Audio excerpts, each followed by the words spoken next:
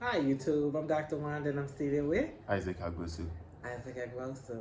Yeah, and today I'll be taking the front seat today Okay. because I've got some few questions that I would like us to discuss over here.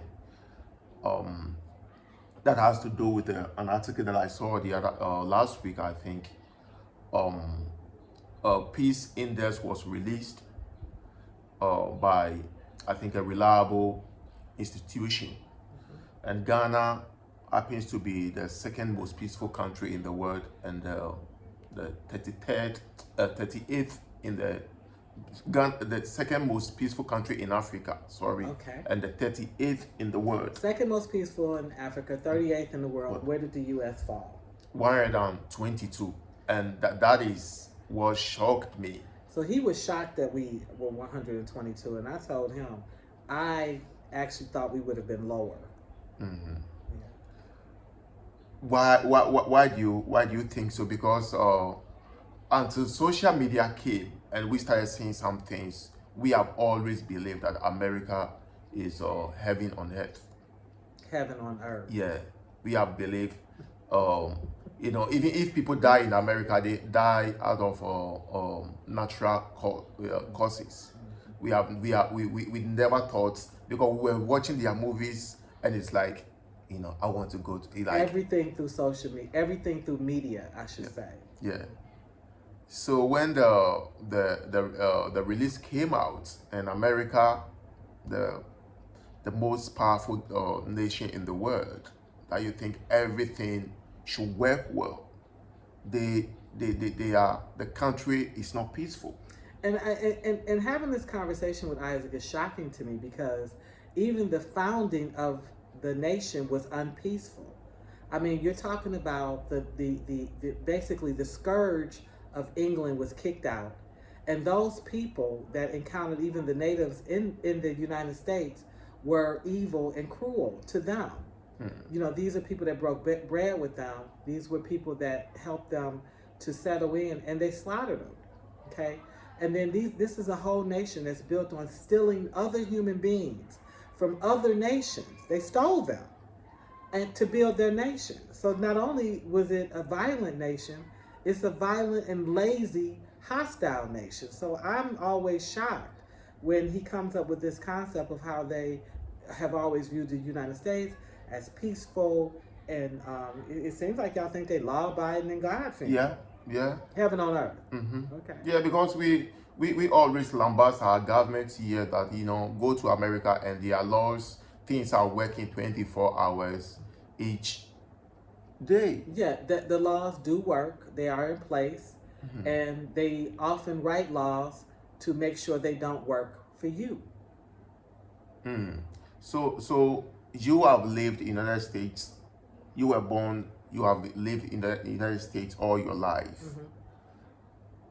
What is making America uh, like a bad place to live? Well, the index wasn't about it being a bad place to live. Let's stay with what the index checked. It checked for peacefulness. Yes, okay. The U.S. is not a peaceful nation. It's not a peaceful nation because it's not grounded in peace. The maneuvers and the way it moves about amongst its citizens, particularly its non-white citizens, is not peaceful. Well, We use if guns. we think of peaceful countries, Ghana, Ghana, a lot of most Ghanaians, are scared of guns. That one I will tell you, most of Ghanaians. That is why when You don't there have are a reason to use there are 2, 3 armed robberies in the country, it's like the entire country is like, They're very upset. yeah. You see, we have had wars in some African countries, and that is what we see as not peaceful. Okay, America, what was the war for? Was the war for a slice of bread, or was the war in order to retain its natural resources? Was it for the right to party, or was it the right for men and women to be able to exercise their right to vote? Like, people are not having wars because they like war. They're having wars because they're dealing with humanitarian issues oftentimes. So you don't. You're saying that Ghana hasn't had to have a war. Well, no, like when we talk of peaceful countries, you mention some African countries like these people like Somalia. They have now. America is not Somalia. No, So but America is also not Cuba. well, I consider Cuba peaceful. Now, it has been restricted. It's had restrictions and all kind of things put against it, but it doesn't bother anyone. It manages and maintains itself. So I consider that a peaceful nation. A peaceful nation to me is one that's stable. That for the most part there are no regular coups and overturnings. That people can travel there and pretty much go there and make it back safely. So I don't know. The U.S. is full of a lot of guns, and it's full of a lot of prisons. You know that it's not a safe nation when you have that many prisons. In California, in the last 10 years, in the last decade, there's been the building of one university and 22 prisons. That's a huge sign that that's probably not a peaceful nation. When you think about just the atrocities in the last 50 years, okay? I was born in 67. Dr. King was assassinated 68. So in those years, all the turmoil that the minorities have faced would give you a signal that that may not be a peaceful nation. wow. Huh. So I don't know what type of peace he's looking for. What do you want for peace? Well, like you see, we when like what is a peaceful country? When you look at some countries that were on top, like Denmark and all those countries, when you read a little bit about them, like you see these are kind of, you hardly hear of, You hardly hear anything from Denmark, Brussels, these European nations, because Africa keeps their bellies fat. They're comfortable. They're not fighting for food or lights or gas. They're not fighting for housing because they extract their resources from Africa. They take them from you. No, so are all these challenges in these challenges in the U.S. making the country unsafe to live? Listen, in '08 we had a housing market collapse, right? This was where predator lenders were selling these subprime mortgages to people, to bums, to good people, to all kind of anybody that wanted a mortgage could get one, and they were shopping them out, and then at the end of the day, the whole thing collapsed, which skyrocketed homelessness for us. This is just one issue. Just homelessness shot up. Good law-abiding citizens who were living in their homes, who did a simple thing of refinancing it to add a deck or to send a kid to school or to pay off debt, all of a sudden was forced to pay back those loans, and they could not, and they lost their homes. That's an unstable nation. When you cannot house your citizens, at some point the people are going to rebel rouse. They're going to rise up. So it's not all just military force. Some of it is implosion, where you actually make things so difficult for people that they have to rebel against their own government. Wow. So which is not going to be in every movie that they see. Yeah, that is true. Because I've seen the movies he watches from America, and there's some bull crap. You see, and and he knows it. During the year of return, we saw how our airports, the Kotoka International Airport, was pirated out because people wanted to come back home, which is not their home. Yeah, and some of us but some of us want to go there. Why are you coming? So a lot of things. Y'all ask that question, and let me tell you, the Ghanaian will ask that question. We want to go there. Why are you coming? And you'll meet them, and they'll want you to take them home or put them in a suitcase. And they make all kind of little jokes. Okay, here's the truth. They actually don't want us to answer that question. George Floyd forced y'all to deal with it because the image came across social media, and you saw this white cop with his knee on this 6'7" black man who is clearly not resisting on his neck for 8 minutes, 8.5 minutes. And so the whole world had to face the fact that the U.S., even though it considers its police of the world and it's supposed to be this upstanding nation, allows a level of corruption that makes absolutely no sense. Wow. But they don't want they other than that, even when I'm talking to him about racist things, and I talked with him about the state of relations between black and white. Because I've told Isaac, I said, you can come to America, but as long as you know, when you get off the plane, the way the nation sees you is, even though you're a proud Ghanaian and you're a guy and you love your country and you're a proud African, you are a nigger. And the skin tone decides that. So it doesn't matter if you are from a king or queen status.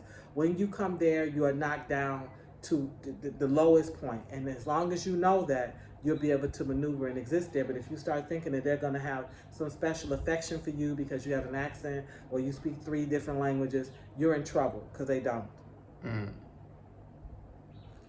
Wow. Look at wow. Seriously. You see, and a friend of mine saw my post on the Facebook, and he said, I am surprised to see United States of America in that struggling with these countries like Togo, DR Congo, Lesotho, and even they are even up. America is down them. They are. Yeah. You see, so I am shocked. Why is he shocked? I've told Isaac, I said, Isaac, I'm a drive-by survivor. He knows I'm a drive-by survivor. He knows that in 1982, my sister was killed in a drive-by in the community. 8-year-old shot through her temple. For what? Nothing. He knows that. Shocked how? You see, I think United Kingdom doesn't allow citizens to carry guns on themselves. I think, because that's why sometimes you see these knife attacks and all those things. Why can't United States come out with a law? You see, they have many laws. White men are not putting down their guns, period.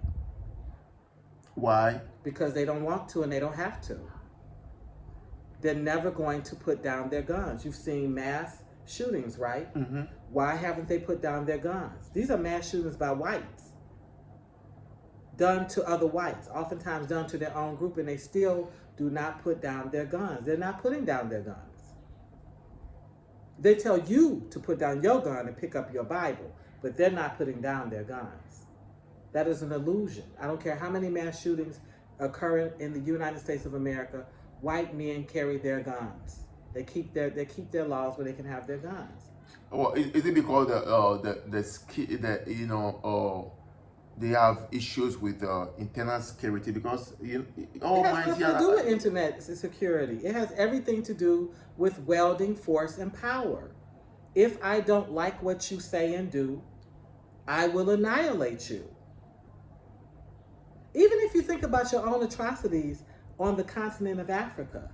Okay, I want your resource. So I have to slaughter the whole village to get your resource? Why would Leopold chop off that many hands? 100 million. Leopold. This is Belgium now. Why did he have to do hands and feet of women, children, and men? That genocide was huge. Namibia.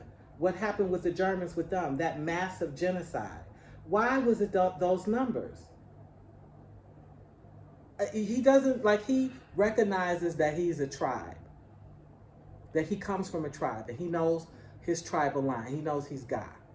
But what he does not like to recognize is that the Europeans have a tribe. There's a Germanic tribe.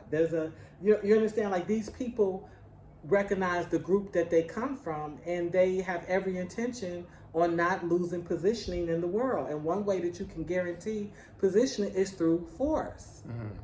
It's through force. We just came off of recognizing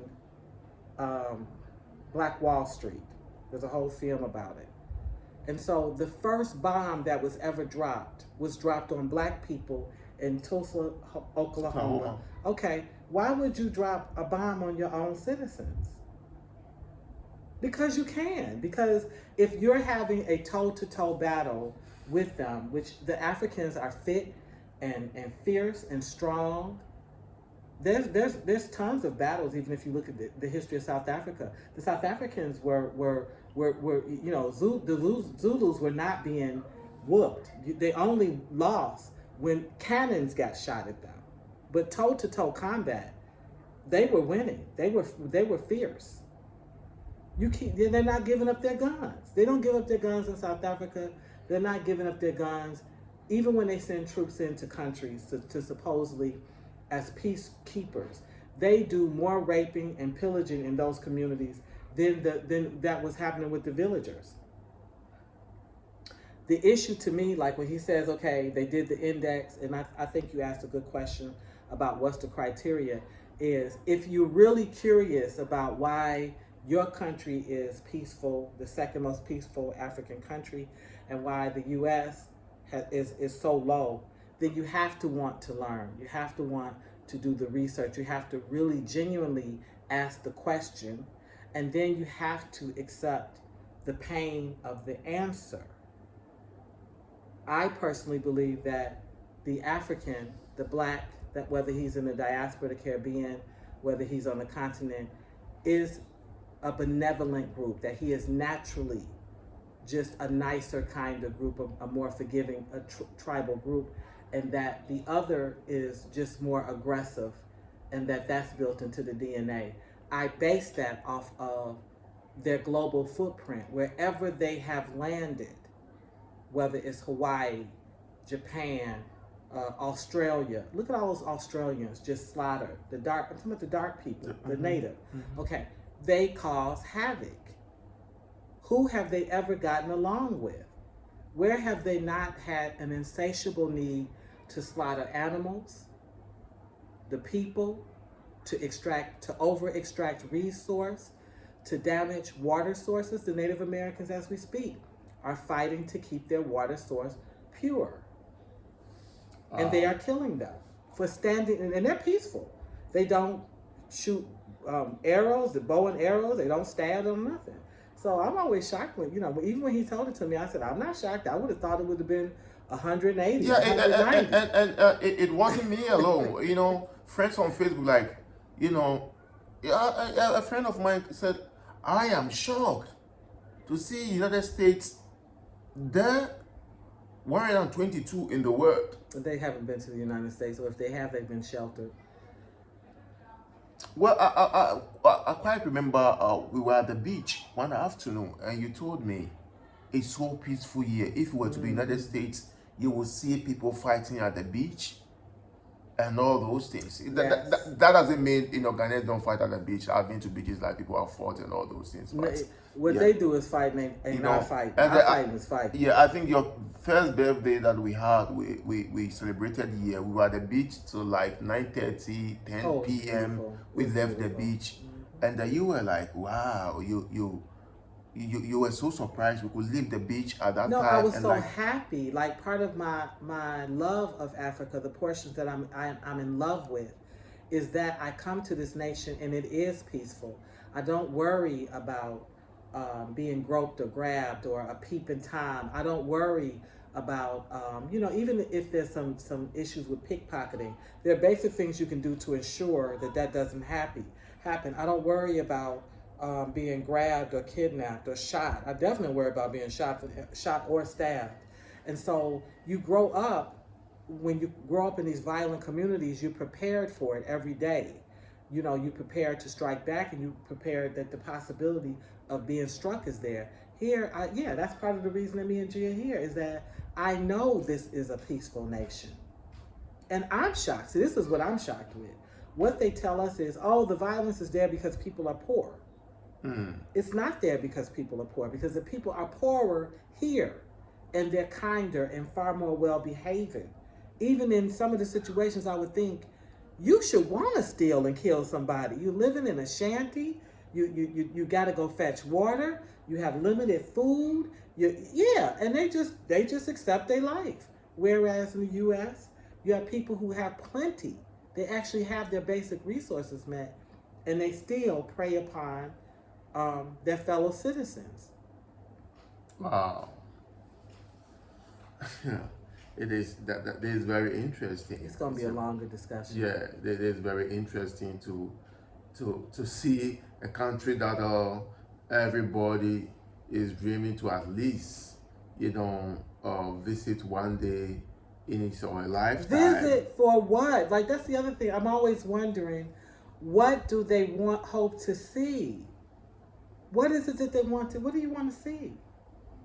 Don't you think it's there's nothing good in the United States? Oh, absolutely. Listen, the United States is my homeland. While they're aching to get over there, I'm not aching to get over there. I am a citizen of the United States. It's my homeland. There are lots and lots of beautiful things. It has some of the greatest potential ever. But there's something about the heart of a nation.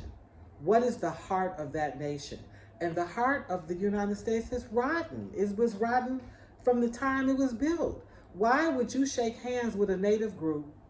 They teach you how to sustain yourself and give you food, and you kill them the next day. What good can that come from that? How can you tell other groups to not mistreat its women and children, and you open up jails and places to abuse and place women and children? He doesn't understand that it's built on hypocrisy. He never deals with the hypocrisy of the United States.